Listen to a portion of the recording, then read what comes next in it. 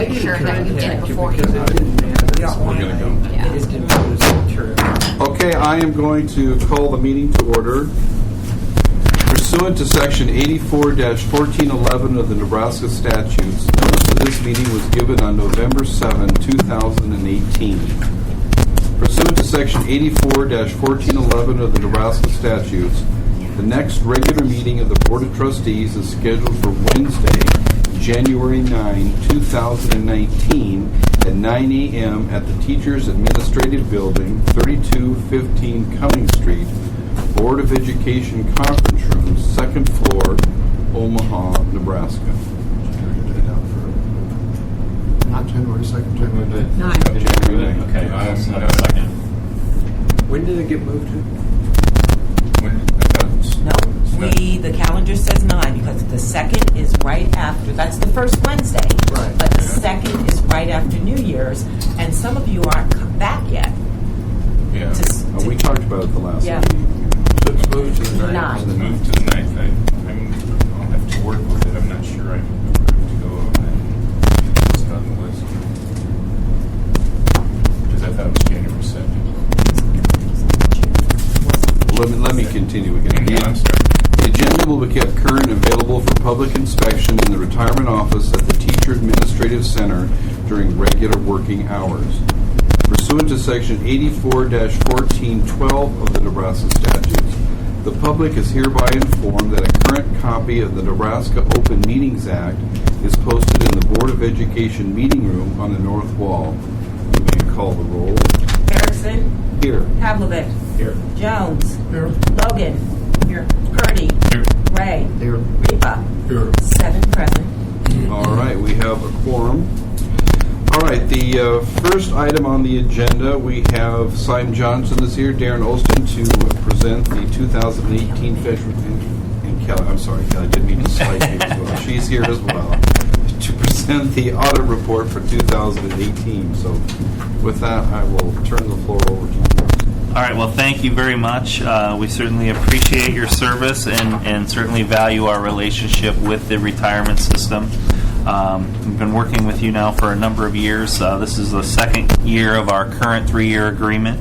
I served as the partner on the engagement. Kelly was the manager, primarily oversaw the completion of the engagement. We had a couple of other individuals, Sarah Greiger and Tyler Moore, who also helped out with the engagement and some of the testing involved in the audit. So you have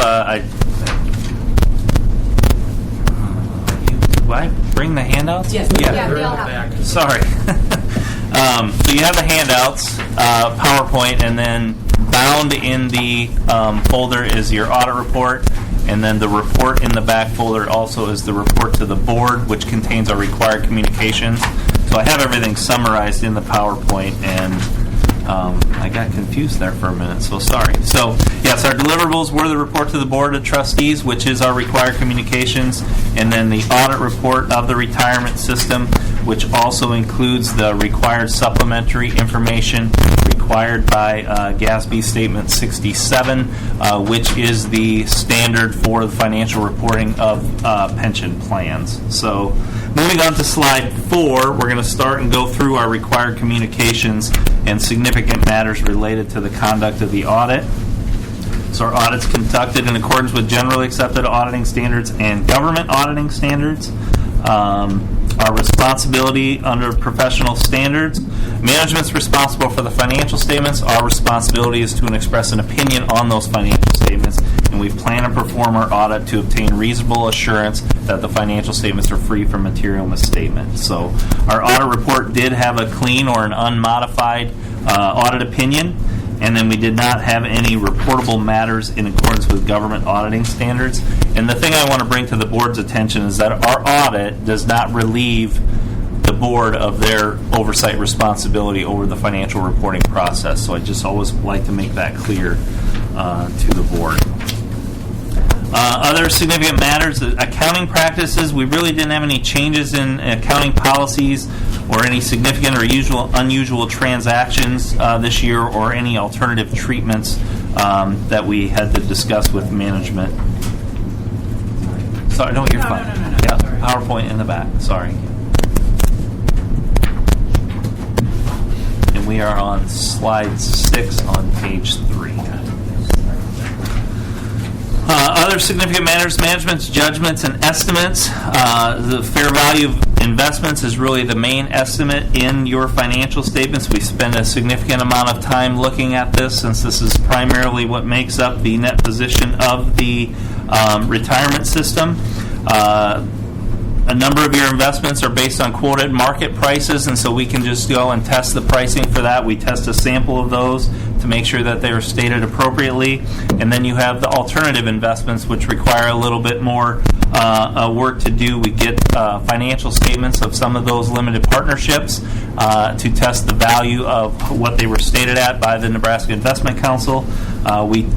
In our sample of that, we pretty much select all the largest dollar ones. We select a number of those, and then we do a sample of the smaller dollar ones. Our coverage of the limited limited partnership investments tested was about 60% of the total, which was pretty consistent with last year. Audit adjustments, we had 2 adjustments. One was a double posted entry in the amount of $22,000, pretty immaterial. The other one is to record investments on a trade date basis. Basically, you had some receivables and some payables for some of those settlements that took place after year end, and so we just grossed those up, but that didn't have any impact on earnings at all.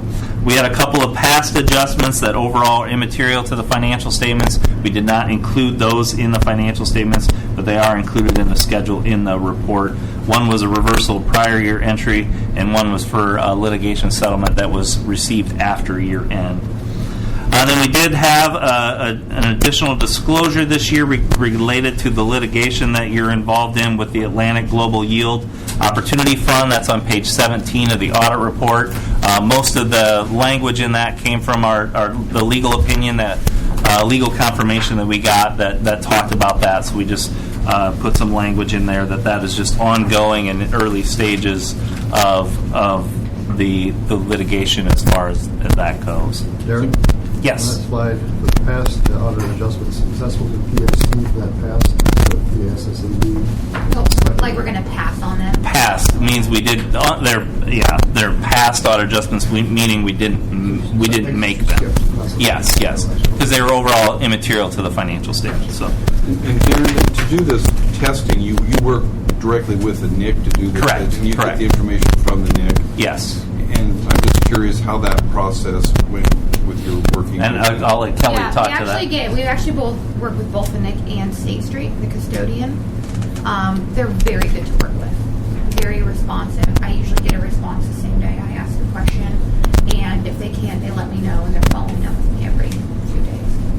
They're very good to work with. Okay, good to hear. Yeah. Yeah, I think the biggest issue we have is we don't get the final valuation until like mid-October. So we're basically waiting for that, and then we got to get all the testing done. Once we get that valuation, it takes them a little while to get all the information put together and get it to us. So, but we turn that around pretty quickly once we get it. So You get the valuation mid-October? it was like mid-October, yeah, for August. August 31? Yeah. So it's about a month and a half. They have to hold it open in order to get limited partnership reports. Okay. Right. So that's usually Right. what takes a little bit So longer. that's not abnormal? No. Okay. No.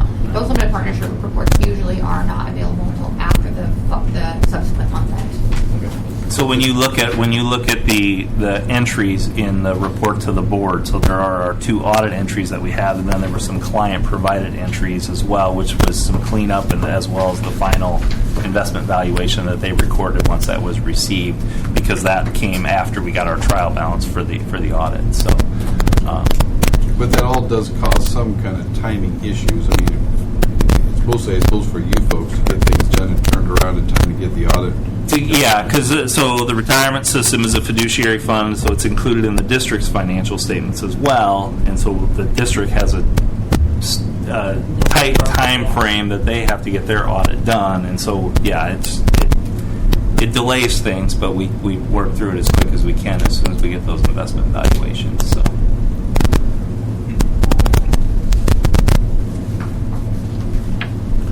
All right, so we'll move on to slide 7 on page 4.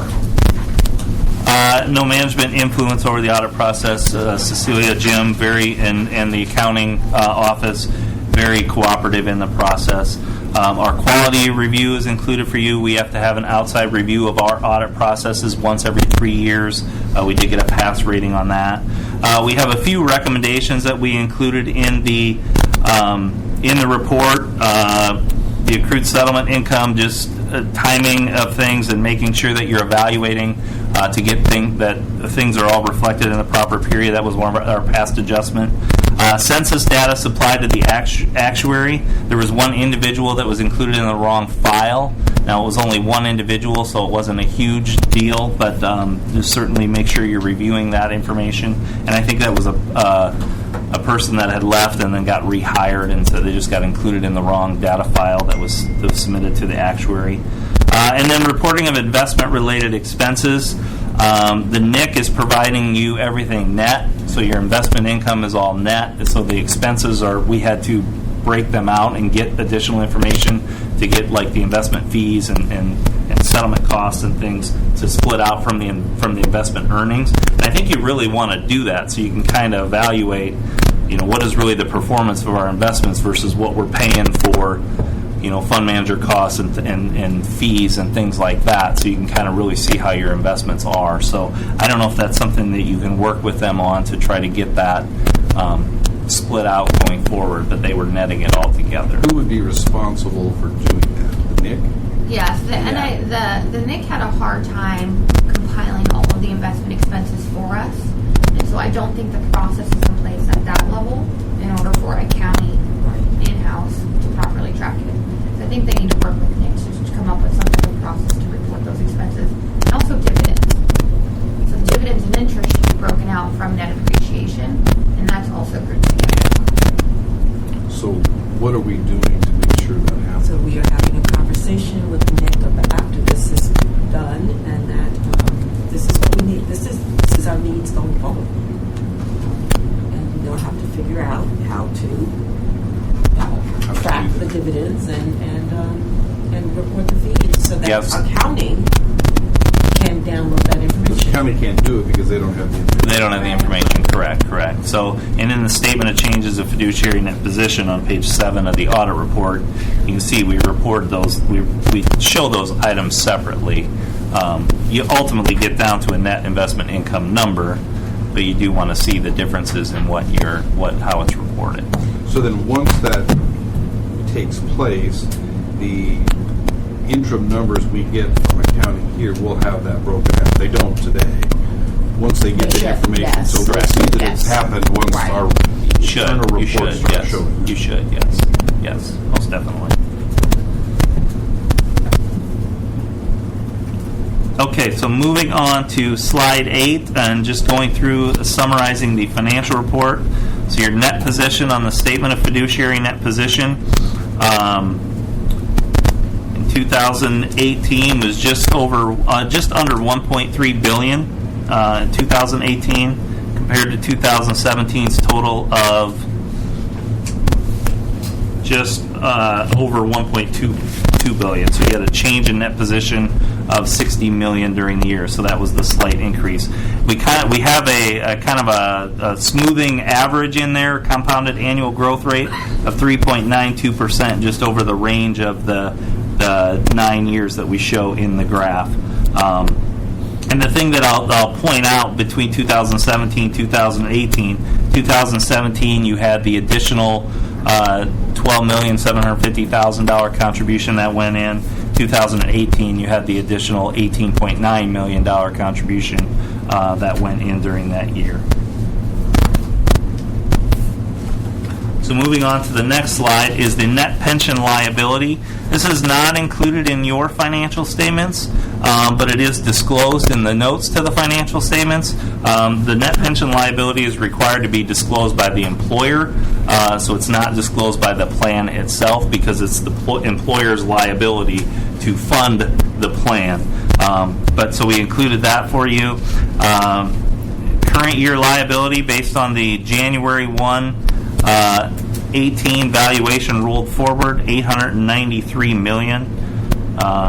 And that was at the 7.5% discount rate. So 17 and 18 were at the 7.5% discount rate compared to 8% prior to that in 16. So that was part of the reason for the increase. And then if you go back, you can see that's how much that's trended up. The annual growth rate there is 7.08%. So you compare that compounded annual growth rate of 7.08% compared to your growth rate in net position in 3.92%, that kind of shows why the net pension liability continues to grow. Moving down to the next slide, then you can see the funded ratio, your net position compared to the net pension liability. It did increase a little bit between 17 and 18, going just over 59% to just under 59% the year before. And again, the additional contribution helped with that, given that it was $12.7 million the year before and $18.9 million this last year.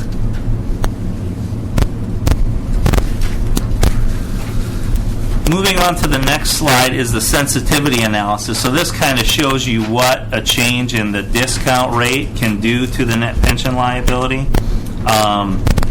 Your net pension liability this year is $893 million, $867 million last year. 2016 it was $725 million. That was when the change in the discount rate from 8% to 7.5% took place. So that was a reason for part of the increase. You can see what a change in your discount rate will do, just 1%. So you figure 0.5% is about half of that change between years. So, but a 1% decrease, additional 1% decrease would make that net pension liability about $1.2 million. So,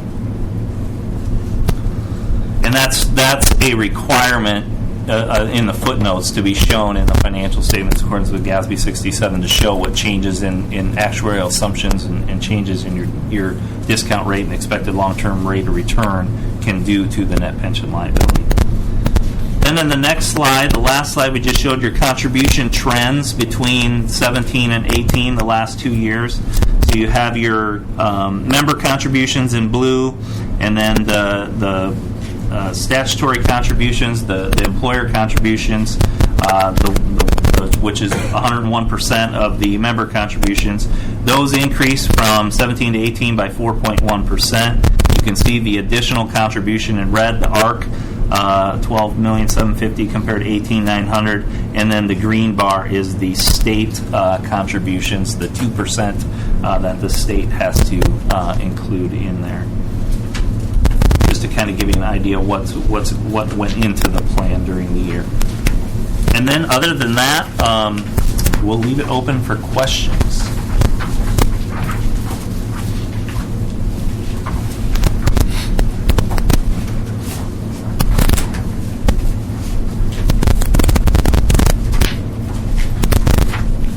Does anybody have any questions about the audit report?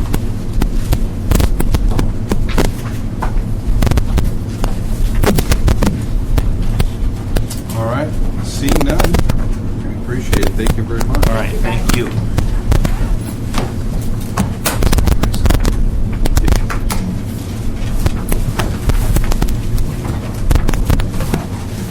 Yeah, I'll see you next week. A few times. Yeah. This is settled money, but we didn't get it until after. No, this is fine. One item.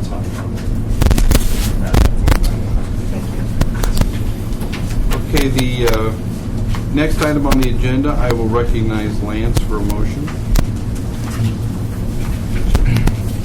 I move the Board of Trustees go into closed session for the protection of the public interest and for the prevention of needless injury to the reputation of individuals to discuss with legal counsel, thus Cecilia Carter and James Ellis, legal matters affecting the trust fund and personal financial matters regarding the OSERS. Okay, it's been moved. Do I have a second? Second. It's been moved and seconded. Is there discussion? Seeing none, you would call the roll. Purdy, Aye. Ripa, Aye. Ray, Aye. Logan, Jones, Havlicek, Aye. Erickson. Aye. 7 ayes. Okay, motion carries. Let me remind the board that the purpose for closed session is for the protection of the public interest and for the prevention of needless injury to the reputation of individuals, to discuss with legal counsel Cecilia Carter and James Ellis legal matters affecting the trust fund and personal financial matters regarding members of OSERS.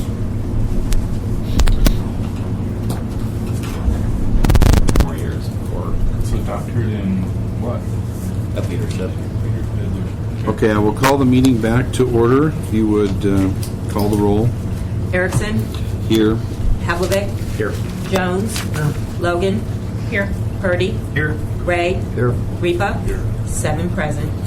Okay, we have a quorum. Okay, on the agenda, the minutes we're going to slide into the January meeting. No. Oh, I'm sorry. Roger, we do- Roger. See, it's not on my Say agenda. Roger.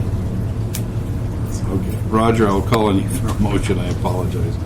I move to ratify the December pension payments in the amount of $10,208,945.99 to 4,821 payees paid December 3rd, 2018.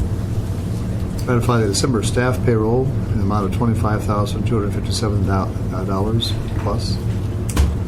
Approve new retirements effective December 1st of 4 new retirees whose first pension payment will begin January 3rd, 2019. Ratify the termination of 13 retirements due to death for the retiree and the joint survivor continuation for 3 retirees. Approve 36 refunds to former employees, the amount of $469,910.86. And approve the OSERS accounts payable for November in the aggregate of $14,365. Okay, Roger has made that motion. Is there a second? Okay, Delane has seconded. Is there a discussion? All right, if not, you may call the roll. Jones, Aye. Havlicek, Aye. Ray, Aye. Ripa, Aye. Logan, Purdy, Aye. Erickson, Aye. 7 ayes. Okay, motion carries. Now, as I was saying, we're just going to move the minutes to the January meeting. We'll approve those in January. So the next item on the agenda is the discussion on retirement sustainability study. Okay. So we last met on the workshop on 11/28 in the afternoon, and I provided the board with the overview of the OSERS plan, the tiers 1 through 4, and what the differences are, and where the breaks are in the tiers. You weren't there, Mr. Havlicek. I will get you a copy of that. And Ms. Beckham, our actuary, just for illustrative purposes, went over with the board what the cost and the impact of certain actions could have on this plan. And for illustrative purposes only, she used what would happen if there was a COLA holiday for 1 year, right? And that looked to net roughly $16 million reduction to the unfunded liability. Also, for illustrative purposes only, what if COLA was delayed 1 year after retirement? So instead of retiring and first being eligible for a COLA, you had to experience 1 year of a retirement before you would start to be eligible to receive a COLA. And that seemed to net $11 million to the unfunded liability. So these tweaks can have some fiscal impact on the unfunded liability, and which would thus impact the ARC payments going forward. So she and I, at the request of the board, are now going to put together for the January meeting, and I don't have the date in front of me, I do apologize, but for the January meeting, January 24th at 4 p.m., thank you, we'll have a series of what-ifs. Four. We'll have a series of what-ifs and what those impacts and combinations will be, and we can start further discussion from there. Can you share that with the folks at our next meeting on the 17th with the Yes. coalition members. Okay. Okay. I'm going to I have a coffee with Linda Richards this Saturday. I'll tell her. Okay. So that's where we are at on the study. It is moving forward. Now, what if other people have other ideas or things? I mean, I assume we should be free to bring them to you. Yes. That you can pass them on to Pat. Yes. Saying, hey, what if we did X? What if we did Y? You know, how would that impact? I mean, she can certainly throw that into a bucket of all kinds of different potential things that we might be able to do, you know, to improve the system. So I don't think we should be shy about letting her know. Letting me know, right. Good And, point. and she's working on other ideas too, Yes. I know.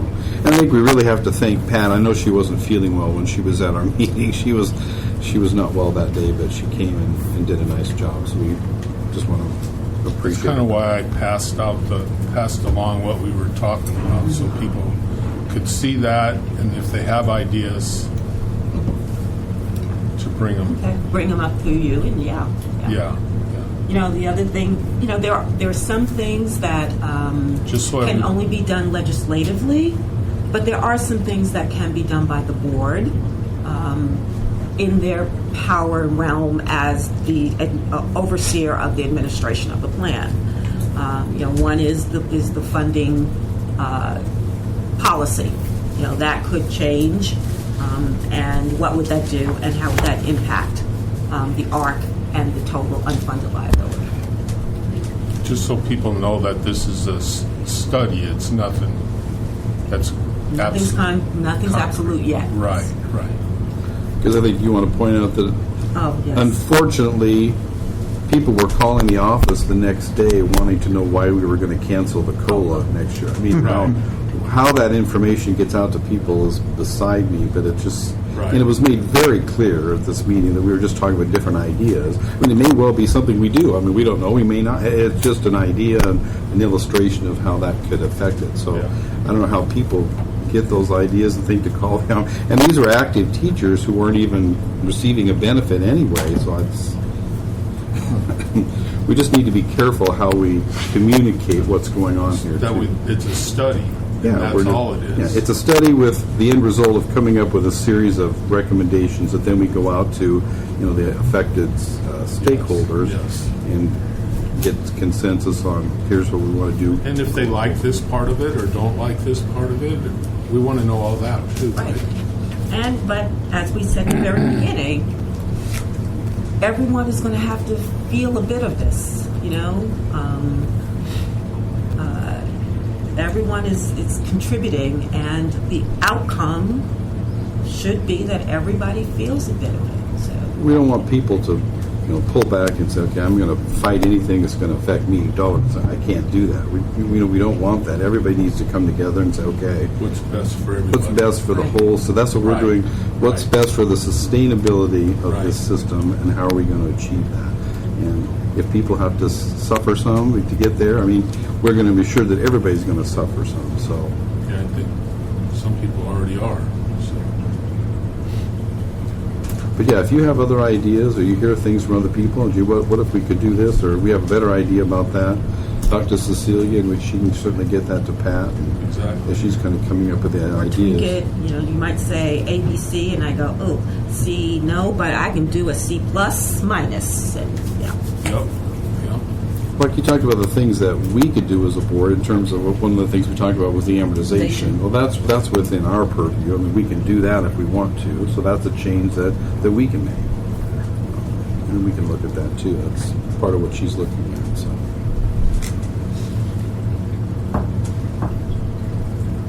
All right. Any other questions on what we talked about? Or so the next meeting is on the 24th.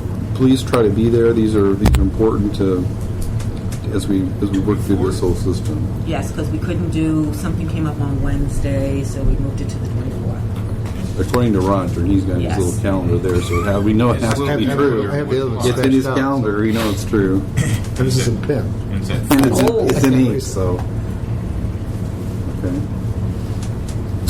All right. So that is a Thursday. Yes. I think that's is right. That was a compliment. She has a compliment. Yeah. Okay. All right, so if there's no other discussion on that, we'll move to the business community appointee. Okay, so I just want to just keep this on the agenda, just to keep everybody up to date. It's my understanding that our recommended person and Dr. Logan will be meeting on December 10. I think so. And so I will, and I know Dr. Logan asked me to hold off on notifying the school board, i.e. a letter to Mr. Snow that says the board has a recommendation. So I'm going to release that now since you're meeting on Monday. Yeah. And then they can meet, and hopefully it's on the next agenda, Yeah, we expect to be on the 17th. 18th agenda. So whoever, the gentleman was out of town, that's why I didn't do one sooner. Should we then be present at the school board meeting then on the 17th? For what? Isn't in support or? It'll just be a note. It'll be on consent. It's not Okay. going to be any discussion. Okay. All right. Unless you want to come to the school board meeting. There are open meetings you can always attend. I if might be you're not- doing my hair that day.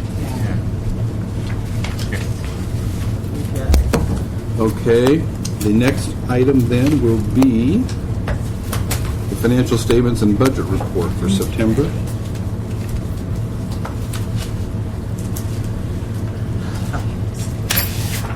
Okay. Before, goodness, I do apologize. We are going to get a new printer. I did say I was going to say that in the meeting. We are getting a new printer. Okay. The quality is just diminishing more and more. So. Forgot my glasses. Exactly. And it's getting lighter and lighter. And this is with new toner. Okay. So before you are the financials for the period ending September 30, 2018. The top sheet is the balance sheet. At the end of the day, our assets as of September 30, 2018, netted out to $1,293,000,000 and change. The next, And just let me go back. It's a 10.7 million of that was in cash on September 30th. That's correct. Versus 5,000,008 the previous month. Year to date, previous year to date. Okay. But okay, Is so that makes sense because on September 30, pension payroll wasn't until October 3rd, so they hadn't transmitted the money out yet. So the pension, October 3rd would have been pension payroll. So you're saying at the end of the month we should always have about this much We should in have, cash. right. It depends on when the pension payroll date is. Sometimes, remember, if it's on a weekend, we pay early. So if the 3rd is on a weekend, we always pay the Friday before. So the cash usually leaves the account the day before. So it could have left like maybe a Friday and then the weekend and yeah. So when does the cash get into the account? Generally, it comes back around the 20th of the month. That's okay.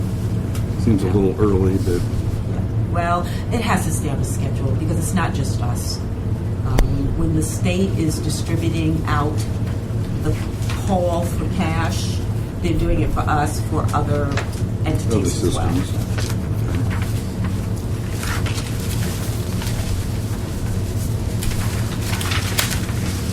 Okay, on our income statement, this is what was reported to us earlier, that we need to try to work with the NIC so they can actually begin showing interest and dividends from our investments and permit OPS accounting to start reflecting that as separate line items and not net everything through gains and losses. So that's a NIC issue, but not an OPS accounting issue. It's going to be, well, it's a NIC showing the OPS how to read the statement and show it, where they're going to put it and show it on the statements. The whole reporting by a net number started with the NIC.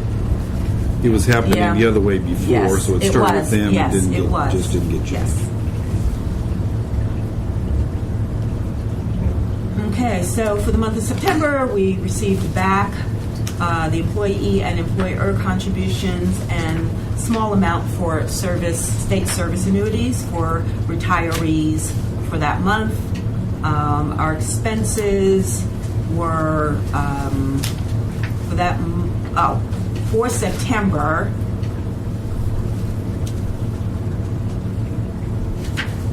I'm not sure. So our expenses were less, so we netted $5 million. Yes, $5 million, $5.6 million in operating income that month.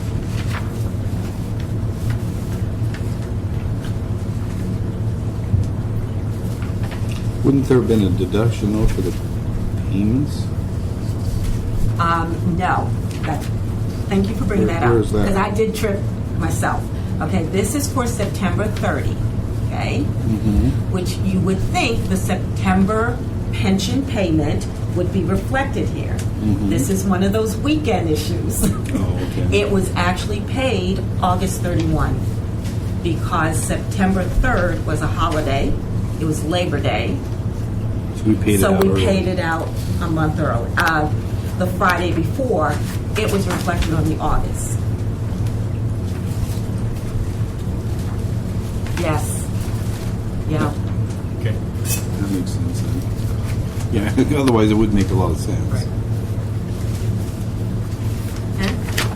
Which is why, if you look at the cash at the end of the month, you see that on September 1, we only had $1.4 million in cash. That's because on August 31, the September pension payment was made already. So what was left was what we were anticipating for the refunds that were being processed. So August had two payments going. Yes. In that month, calendar month. So the only issue it affects is our fiscal year-end statements, but to the retiree, they're still receiving only 12 payments in the month. In the year, excuse me. Thank you. So we really had an extra payment in the last fiscal year Yes, because of that. because of the holiday, right? Is that normal procedure? I mean, it seems to me it wouldn't be just easier just to delay their payment. What? Well, I mean, I think so Surely you too. jest. We'll be out in the parking lot later. Get some phone calls then. Go get a call. We do that in January. right. That is correct. If January 1st happens on a Saturday, the federal holiday's the 3rd. We don't want to have 13 payments in one tax year Right. and 11 the next. Okay. Social Security pays on the 3rd of each month. Okay. They've already adjusted at the bank just for January. They don't do that for Labor Day. Okay. And it wouldn't be an issue if that wasn't our fiscal year end. Right. You know, that's the only reason it causes an issue. It just makes our financials look a little inflated, but that's because we made that extra payment. Okay. Everybody understand that? Okay, and then finally, sorry, didn't realize I printed out this way. Finally, our expenses are about right in line for being 1/8 of the fiscal year. Nothing unusual outstanding.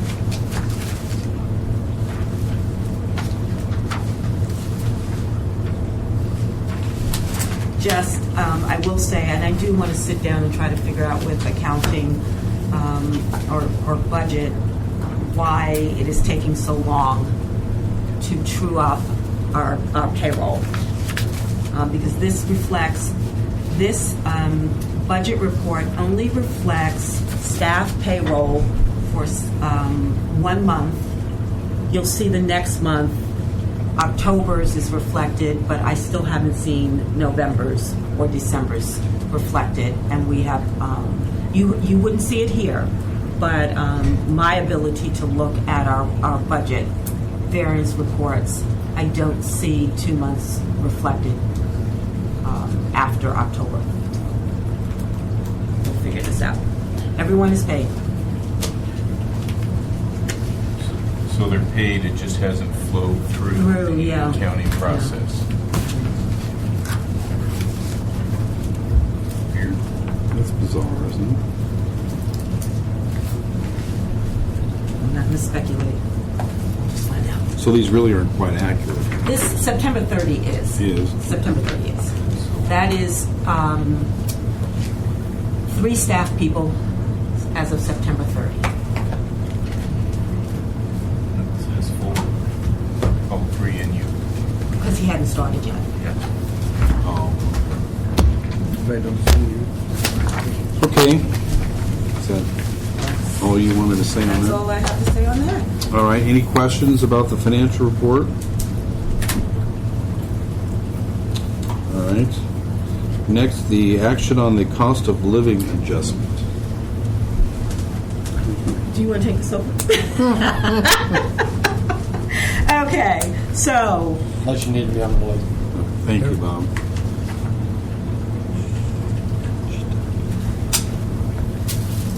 okay, Merry pursuant. Christmas. Yes, happy yes. I'll probably talk to you. Yeah, I'll see you. Okay. Pursuant to Section 79-9, 103 of the Nebraska Revised Statutes, the board does have the ability to give an ad hoc COLA. Okay? There's no room for an ad hoc COLA. I just want to put that out there. Okay? So there's no additional COLA. However, the COLA that is provided under the statute pursuant to September 2018 Bureau of Labor Statistics CPI for all urban consumers for the 12 months. The all item index rose 2.3% before the seasonal adjustments. Okay?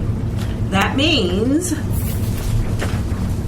that pursuant to 799, 103, subsection 8 and subsection 9, that retirees eligible for COLA will be limited to 1.5% for retirees who were members before July 1, 2013, and limit to 1% for retirees who were made members of the OSERS system on or after July 1, 2013. And we believe we actually have 2.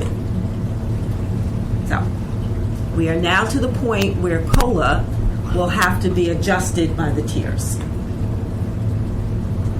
But this is all mandated by statute. Statute, correct. I mean, we don't have to approve this. I mean, No. it's done. It's a formal announcement to the board for the record. And now, Mr. Ray can go make an announcement. So the state has 2.5% for the old timers, That's right. Yeah. and so they would only do it up to 2.3. That's right. And Well, I then- think their date for the calculation of the COLA is not the same as ours. Is that right, Jim? They don't have. I'm not positive, but most of their stuff is July 1st. First, so. yeah. So it might have been a different number. Slightly Right. different, but in the ballpark of. And their new timers, is their new timers 1%? 1%. That's a huge cut. And so these people over the years are going to fall further and further behind with their spending ability. The answer is yes on that, but keep in mind that we do have a 75% floor. If your purchasing power drops to 75% of what the purchasing power was when you retired, you get full cost living at that time going forward. Oh, really? Okay. But that's, at this point, those are the folks who retired like Long time still ago, in the sure. 70s and 80s, right? Yeah. Is that right? I guess I didn't realize that. That's, Was it 2000 we brought everyone up to date? I think so. Cool, so And didn't we, at one point, I can't remember if it was the state, I know the state did, we raised the floor from 75% to 85% on a one-time basis, and then just let it roll forward at 75% after that. I can't remember if OSERS did that as well or not. It strikes me that they did. But when you're giving 1.5%, and cost of living is going up at 1.8, it takes a long time to drop to 75%. A long time. What has been the cost of living increase over the last 5, 6, 7 years? Well, that's the tricky, because there was a few years they didn't have cost of living adjustments after the Great Recession. Yeah, that's what I was thinking. But over the last 5 years, it's it's all dependent from when the person retired. But most people that have been retired before 2006 have been getting 1.5%. I get that. I'm just asking, but what has been the cost of, truly, what has the cost of living increase been over the last number of years? It's been about 1.7. It hasn't been that far. oh yeah, it's just starting to go. So it's into been the pretty twos. close to what people Yeah, were what we were getting. getting, So that yes. was good. And they Yeah. weren't getting. I mean, it wasn't less than that. They were getting more. No. They couldn't, I guess. But okay.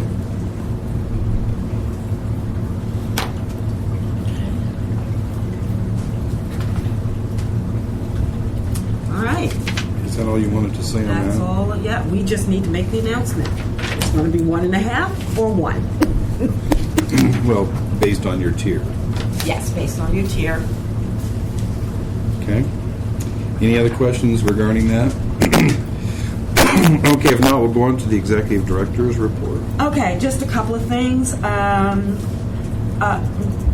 of our trustees, Mr. Havlicek, received an unsolicited email that was, again, our disturbing unsolicited emails from outside vendors who are soliciting our members to participate in or allow this person to help them with their 403B.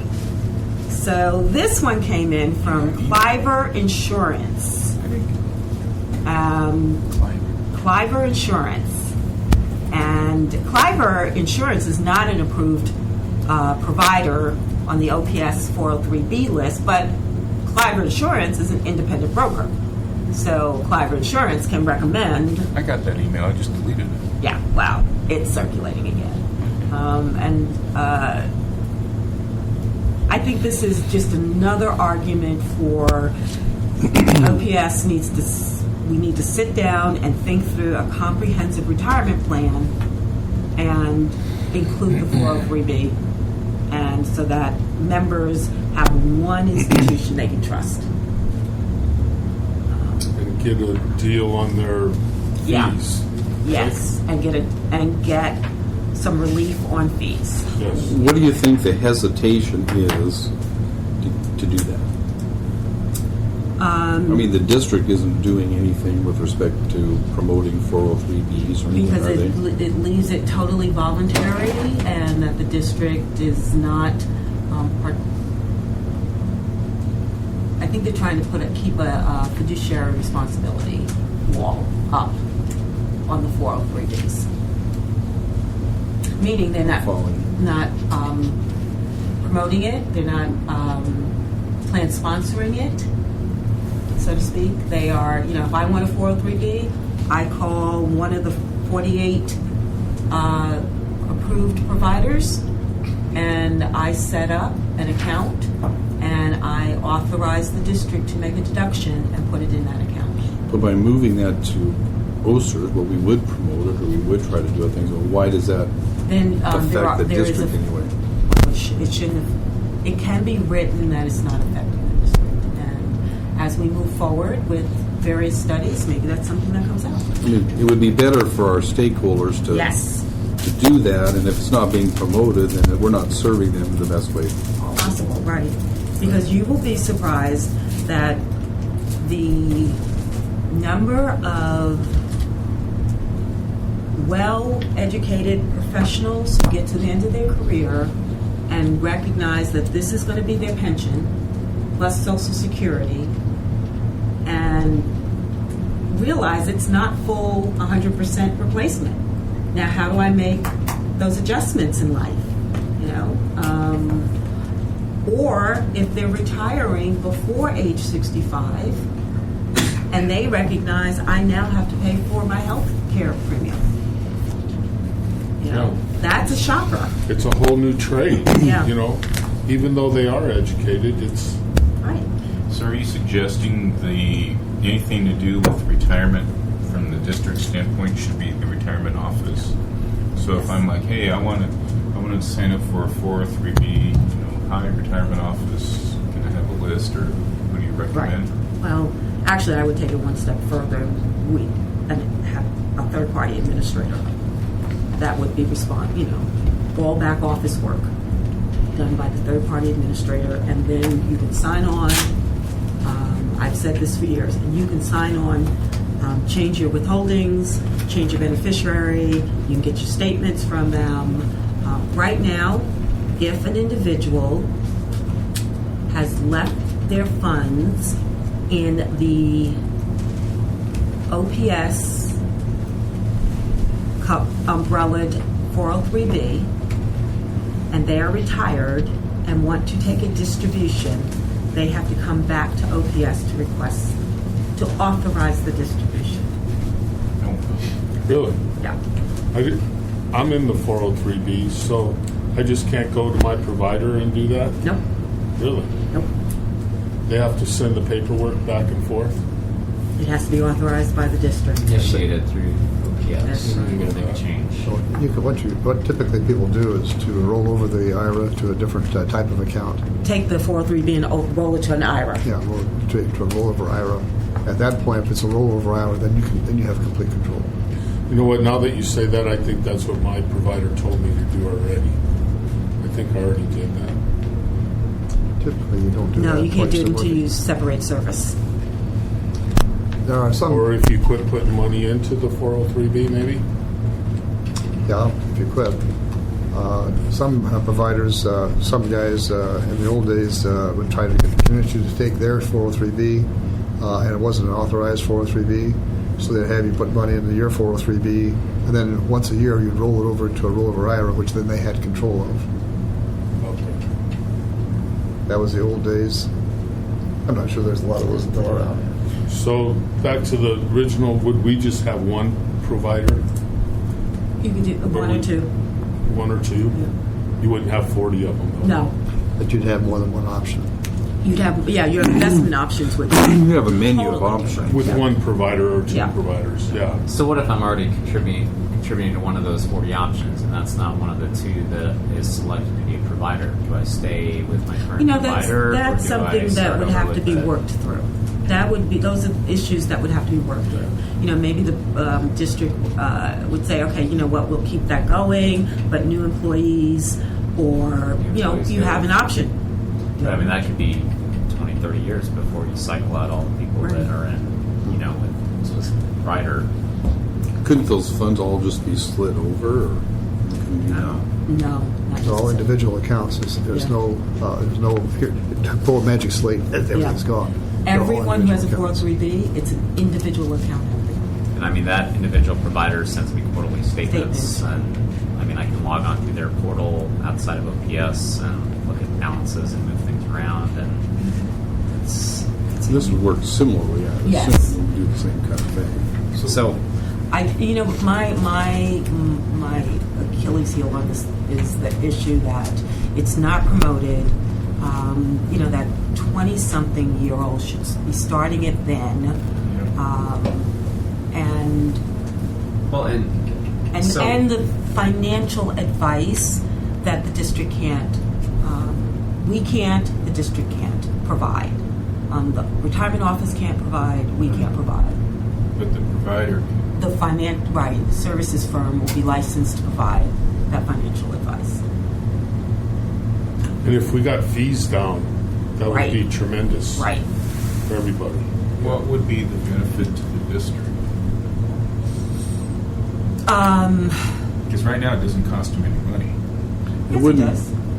The 403B? Yeah. Yeah. There's administration. There's There's a a staff person. person There's a that's staff person. handling all There's those changes. accounting. There's Yeah. But that wouldn't go away. Part of it, I mean, the payroll deduction is still there, determining whether it's pre-tax, post-tax. And is actually, still, could it be a lot more electronic? well, and I just pulled up Right. whatever it is. Right. You're a OSERS. provider, and your contribution is not going to be there for another how many more days? Because Correct. a check gets sent out. So I'm looking at, I mean, at the, the My OPS link. So I can see where I have 100% of my allocation with that one fund, but I can't. I mean, these are locked fields where I can't manipulate. I mean, I'm still going to have to go to another office or something and change it if I want to make a change within this. It's not, and it doesn't show like. So I have Horace Mann. It doesn't show the different funds within Horace Mann that I have. This is 100% of it. It's going to Horace Mann. Then it shows the 39 other companies. So I can't do any movement between those companies. Right. And if I want to change something with your Horace Mann, I can log on to their portal. Exactly. And move it from one place to another. So really, OPS is just. I think they're just basically the fiscal agent, right? I mean, they're Yeah. pulling the money out of my check, And giving reporting it it on to- a W-2, determining if it's Right. pre or post-tax, And that's it. and that's it. But that's still a huge administrative piece and payroll deduction. We could then conceivably save the district a little money. Probably not much. There could be a bit of a savings, a bit. I think the big chunk of it, though, isn't going to go away. I mean, you can't handle the payroll deduction part in your office. No, or the no, no, tax no. reporting piece, right? No. But that would all be handled the same way. Right. Would- And without getting into too much details, but there's also sharing agreements that could pay for the expenses for the administration. And actually, in prior lives, we had fee sharing agreements that allowed for the administration costs to be paid for out of the plan. Would it cost OSERS money to do this?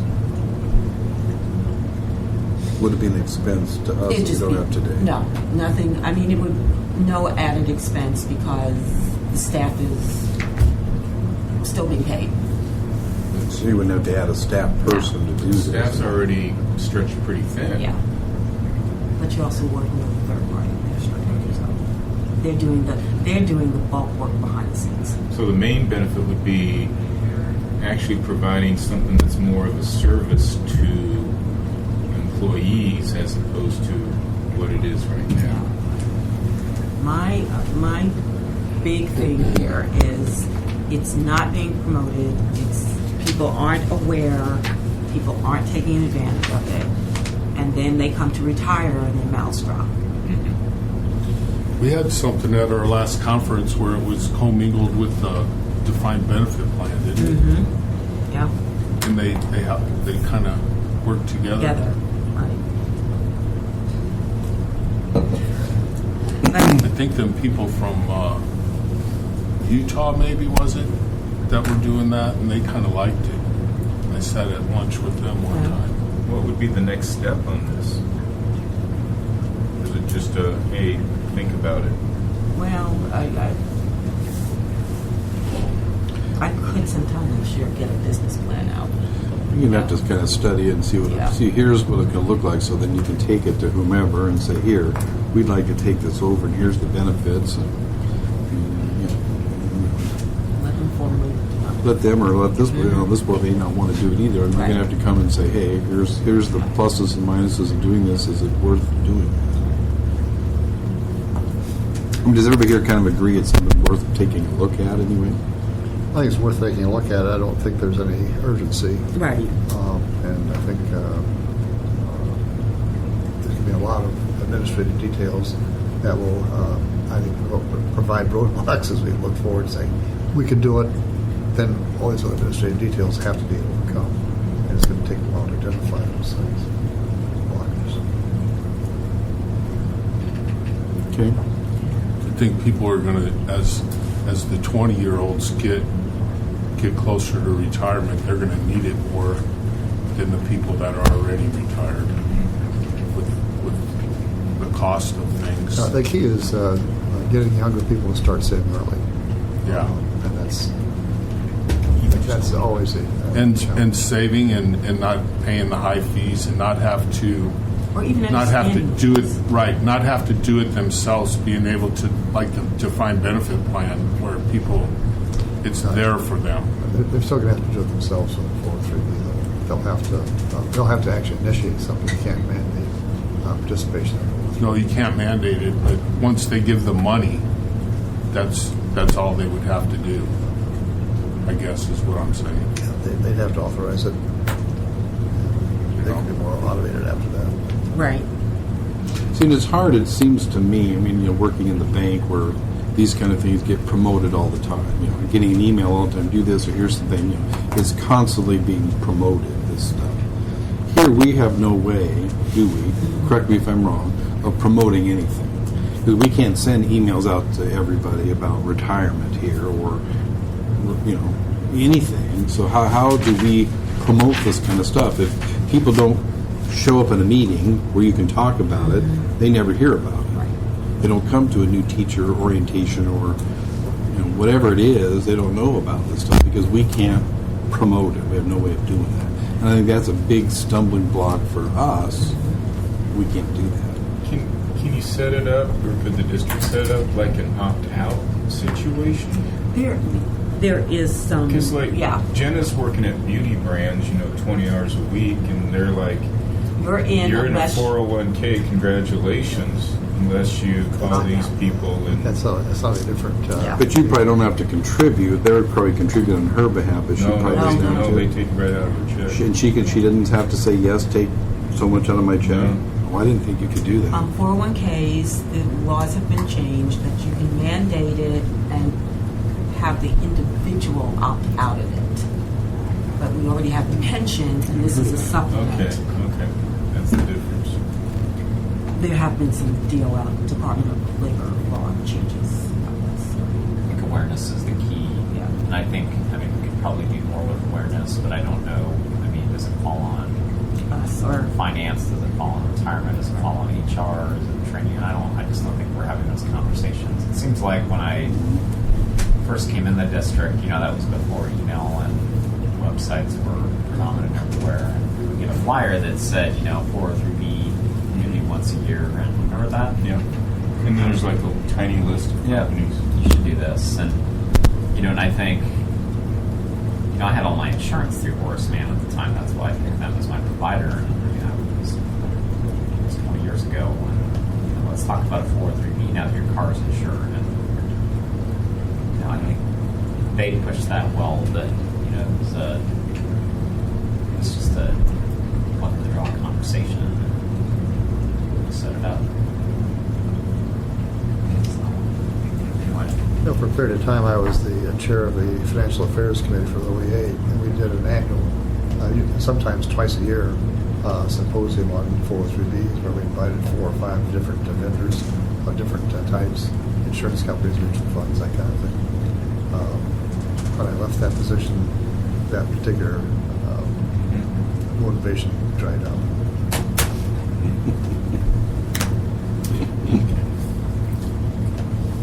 Okay, next month, the State Investment Officer and Aon Consulting will present the third quarter 2018 performance report at our January 9 regular retirement board meeting. In the last month, the OSERS Courtesy Fund made a $50 donation to the OEA Foundation in memory of John Jensen. So that went out. And the balance in our courtesy fund is $714. So this is kind of the time of the year that I would make an appeal to you if you want to donate to that fund. It would be appreciated. Send a check to Cecilia. Say, I made it out to the OEA Foundation. I think you can go online the now. LPS Foundation. Can't you go online now and do it? It was, I know, you all had difficult last year. It's terrible. It's easier to walk up there. They're not upstairs anymore. Oh, They they've moved moved They've to moved. Some fancy digs. Blackstone. Blackstone neighborhood, yeah. Yeah, they're going. You make it to the what is it called? The OPS Foundation. OPS Foundation, designated for OSERS Courtesy Fund. You're right. You can do it online. You can or can't? Can. I thought you could, Yeah. but Have you done See it? it? Not this year on that fund, but it's either a drop down or you applying on there where you put your credit card in that says you can designate to this fund or whatever. I So. think I went up there, and they couldn't even do it. Last time I brought a check to Cecilia. And I ran upstairs. then you took it upstairs. Okay.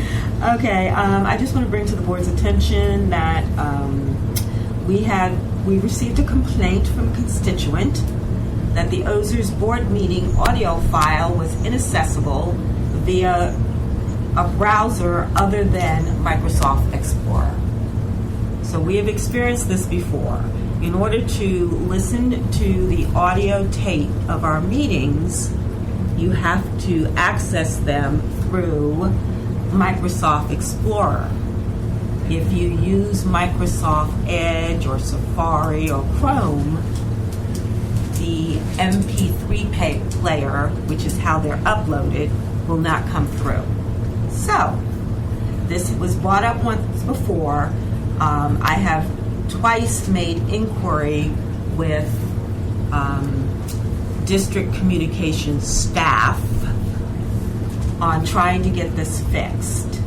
This is now, I have now elevated this to district communications director, who has also brought in the district IT director.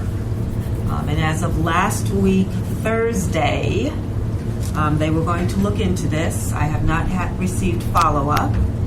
I will give them till tomorrow and then follow up some more and try to get this resolved. Is the same true with our Board of Ed? No. Files? No, They're they're video. videos. And even the audio, because you're right, there are some audio-only files came through on other servers. So we will... So, you have a notation on our website that said currently only accessible through... Nope. Okay. It's just a blank page. It's just a blank page. Those audio guys, I mean, what can you do?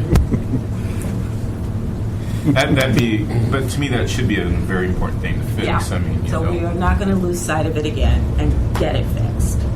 Okay. Yeah. That'd be good. You will, just so you can talk with your respective constituents, the 2018 annual statements, which will be as of August 31, 2018. So it'll be all their data contributions as of August, which is the last fiscal year. They are slated to be sent to Print and Pub mid this month. So like the 14th-ish, right? Now that just means sent to Print and Pub. Print and publication will then have to merge the data files, print, and mail. So we are probably looking at holidays or the first of the year. I will put out a district communication that says the file has been sent to Print and Pub. Please look for this in your U.S. mail. And I'm also going to put onto the publication that the notification that any mail returned to OSERS, you can come pick it up. We're not going to try to track people down. People have to learn to keep their address up to date with HR. And you can change it on that. You can change it on, right. MyOPS or whatever they're calling it. Right. So any statements that are returned to OSERS, the person will get an email. Your statement is available for pickup. So the rainbow sheets are coming out early January. Yes. Hopefully she'll have them. And when she finally says yes, they're printed, they're going in the mail, we'll put out a notice too. Now, wouldn't that mailing be a good place to put in some 403B communication? Our communication spot is limited there, and I use that for the election, the trustee election. What do you mean a communication spot? It's limited. The way it's laid out, I only have limited space on. You can just slide in another flyer or something on it? You want to add another month of mailing? Yeah. Well, see, there's the Yeah. problem. I mean, here's just all part of the problem. Okay. That would seem to make sense. Anything you wanted to say now regarding retirement would be in there. Seems to make sense. Okay. Finally, Sorry. the 2019 legislative session starts on January 9. I remind everyone that one, I will make legislative session an agenda item so that we just keep it, during the session, we know what's going on.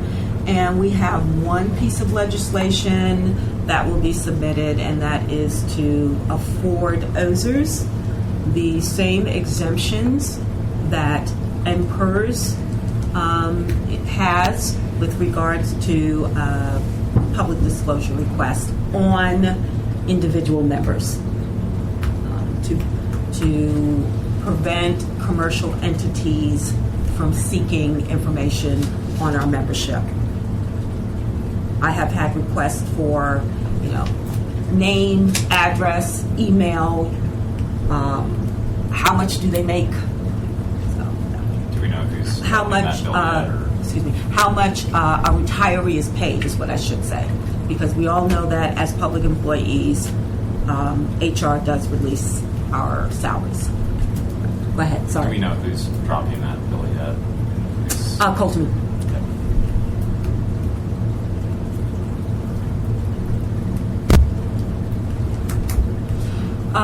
You may have heard through district communications. I thought there was going to be something in the newspaper, but Dr. Turnquist has announced her retirement after 55 years of service to the district. So 110%. we will have that calculation looked at both actuarially and legally. Okay. But yeah, that's what on the face value, that's what it comes out to. But just to make That's sure how you all get it. I's are dotted and all T's are crossed, that calculation will be looked at actuarially and legally. Okay. Some of those higher dollar retirements might have the 8% cap if they. Not only capping, are there any? It's going to be under federal limits. I can do a calculation in my head. It will, but and then I want to look at it actuarially and make sure there's nothing else that So that one will be looked at closer. So that's how I get a 10% raise. For 55 years. Yeah. Go for it. Yeah, you can go for it when you. Long time. And that ends the executive director's report. How many more textbook adoptions? Do we know the name of that Probably just building where the OEA, the OPS Foundation is located. yeah? No, but I will get you that. It should be on their website. Their address. The address should be on the website. On The OEA, OPS. excuse me, OPS Foundation website. OPS Foundation. Okay. Find it here. Amy went to the open house. I do too. It's a nice building. Some parking. Okay, are there any questions on the executive director's report that have not been asked? All right, if not, we'll move on to the trustees report. Let me just start. I think this will probably be Don Jones' last meeting with the Board of Trustees. Don has been gracious enough to continue coming and participating, and we sincerely appreciate that. But not only that, we appreciate your service to the board. You know how much we valued your expertise and your knowledge and everything you contributed. So on behalf of everybody here, thank you very much for your service, Don. We really sincerely do appreciate it. Well, thank you for the remarks. Okay, very good. Now, having said that, we may see you again in January. Nothing is over until it's over, right? That's right. Nothing is ever certain, but again, sincerely, we thank you. Okay, and I'd just like to remind as we start moving into the legislative session that remember, as we go out and speak about OSERS, we speak as a group, as one group. Be careful about making personal comments to social media sites, those kind of things that might reflect poorly on OSERS. If you do have to say something, just be sure you're indicating you're speaking individually and as a person. You're not speaking for the board. Those speaking for the board should be mostly Cecilia, and once in a while I may say something, but I try not to. But we'll just kind of remember that and be cautious as we move forward. The other thing, I'm disappointed that Dr. Logan left early because I wanted to ask her about this, and I don't know how many of you are aware, but there's the OSERS Underfunding Coalition, which has been organized. Now, I don't think that has been brought to the attention of this board. As far as I know, nobody here knows about this. Cecilia was asked to participate in it. And now, Roger, you sent me a copy of the retired letter. And there was an article in there describing this when it first got started in October. And I'm just going to read it. It's just real short. This was kind of the mission as it got going. So the Omaha Public Schools Superintendent, Dr. Cheryl Logan, organized a coalition to build consensus or do problem solving on educational issues facing our respective constituencies. A representative from each of the constituencies was present in our first meeting, Monday, October 15, 2018.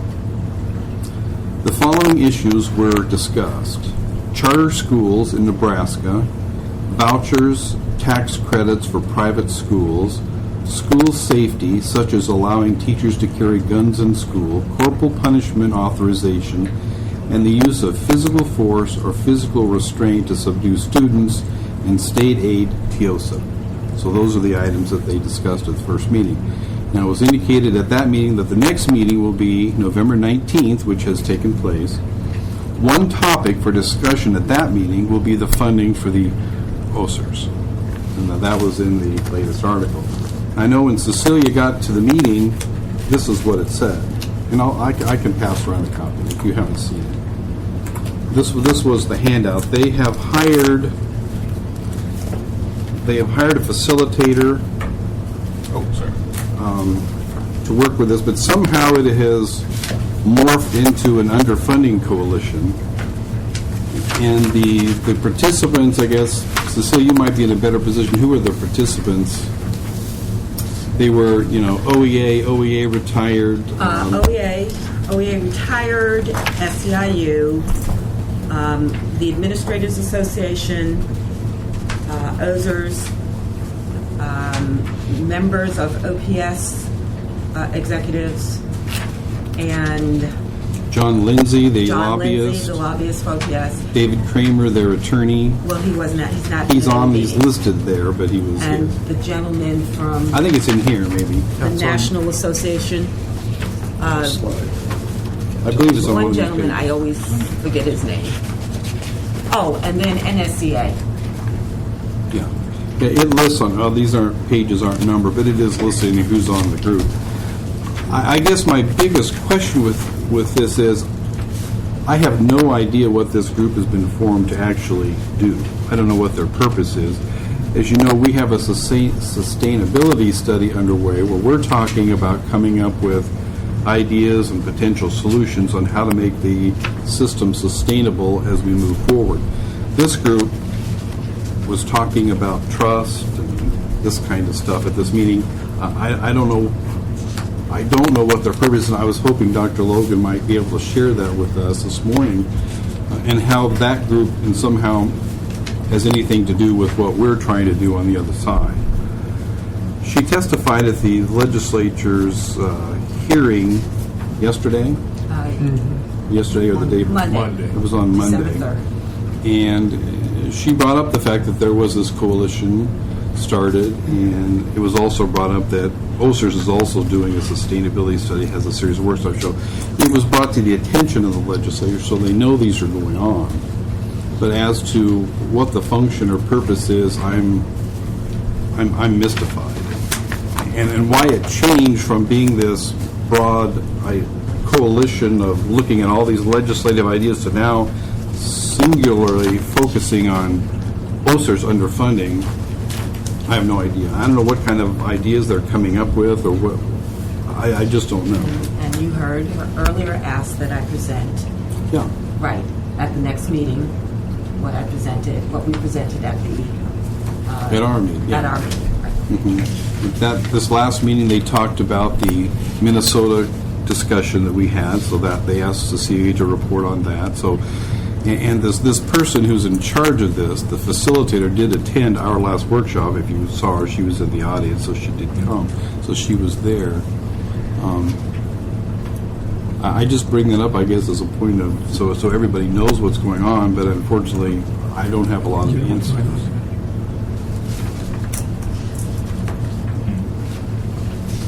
And I assume no one here has any better explanation either of what's happening. So, I mean, all your groups are all part of this. They've been asked to attend as OSERS, as Cecilia's there representing us, and supposedly you've signed some kind of agreement that binds us to do something. That says we will all participate in good faith. Cool. So is this group then doing the? I mean, it looks like our sustainability study is looking to be in the kind of the nuts and the bolts, the sausage making. Then is this group then going to be in the how do we market it and sell it? We don't know. You see, also in this group, you've got the NSEA, you've got Maddie Femmel involved, you've got Jason Hayes involved. I don't know why. Those certainly wouldn't be folks that I would think we would bring into the coalition. They're not our stakeholders, so I don't think they're people we would talk to in terms of going out to with these ideas. So I don't know. I guess there's just been such a lack of communication here to where we don't know. At least we're getting some communication now. At least, well, yeah. At least we do have somebody sitting at the table, I guess. But I don't know. I can bring back as it moves forward. I will just report back. So I think that might be a good idea to, on a regular basis, have you report what's going on in that coalition. Yeah. can we have that apparently at the beginning of the meeting? Dr. Logan can be there and answer some questions. Because I got to leave at 10:30. Let's try to. Again, I didn't know that she had planned to leave early today, or hopefully she could have filled in some of this information. But at least you now know what we know. And it was also asked at the meeting, if you heard, it was asked by one of the senators if there was a move afoot to merge the administration of OSERS with the state plan, and she indicated that yes, there was interest from the Board of Education in doing that. So we know that those things are going on too, although that's never been brought to the attention of this board either. So That would cost them so much money. I mean, just the computer system trying to communicate with our knob and tube wiring would just, wow. well, Okay. but just know that Didn't they do a study on that? I don't know, 10 years ago, 8 years ago, about how much it would cost to merge? The study a couple of years ago was the how much it costs per member to run the system, and the cost per member to run the state system is much higher than the cost to run our system. That's what I remember. Jim, do you remember any more about it? I don't remember anything more than that. does that study exist Yes, someplace? That's a good question. I'm not sure. I will ask. I remember Mike used to say that all the time, but I didn't see it in Maybe writing. I think it was more pen and Paper, Pen not and paper off to the side on. Well, Well, there was something done where they calculated what they'd have to do with the computers or something. That's since I've been here. So that was part of LB 447, I believe, or 5. Is that when Lindstrom wanted us to? Yes, and The fiscal note. The fiscal note from the Nebraska Public Employees Retirement Yeah. System indicated $3 to $5 million.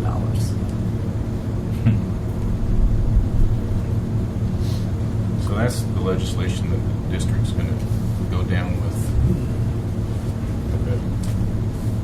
Because we're all working together now. Sorry.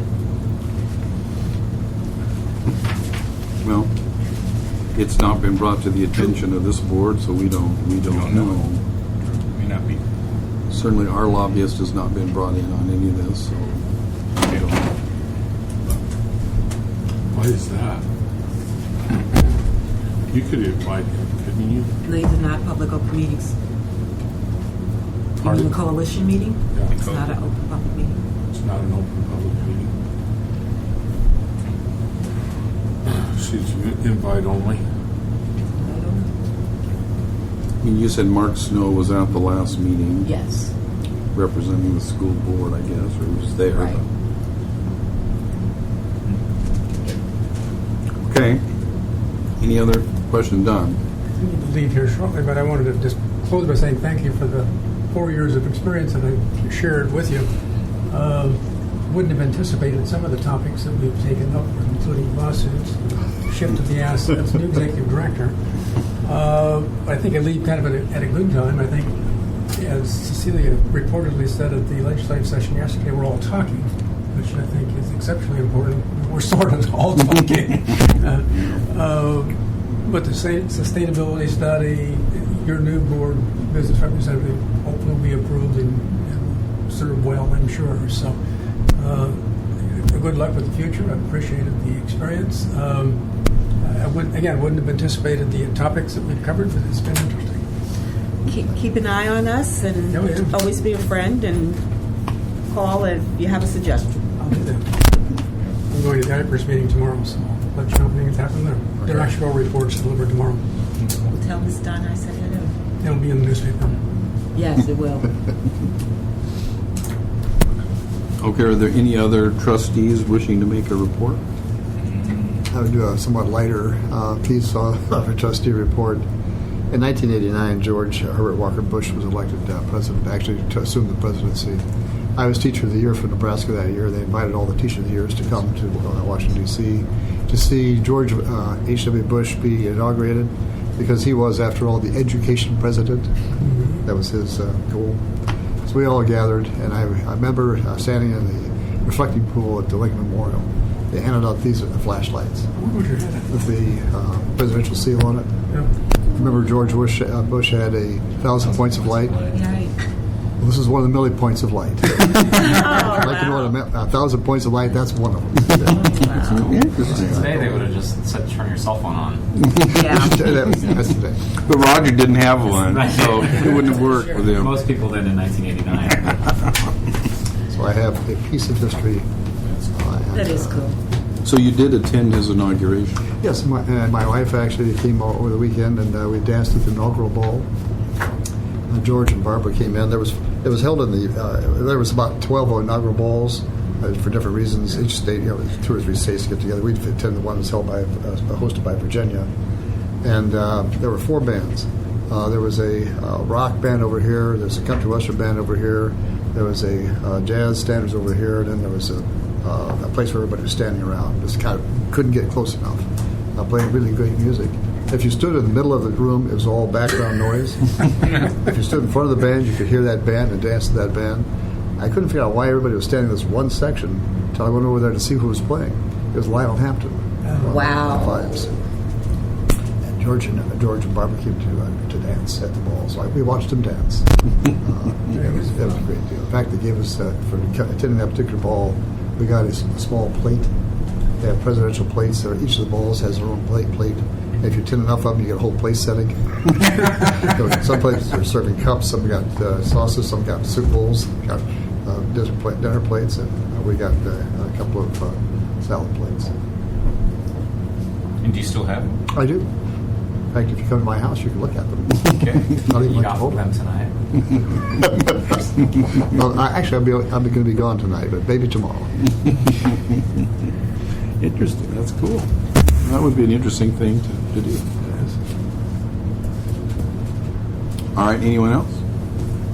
At the sustainability study meeting, you showed that piece of evidence with the OSERS COLA for 30 years, and did you have probably didn't have a chance yet to run up the real COLA numbers?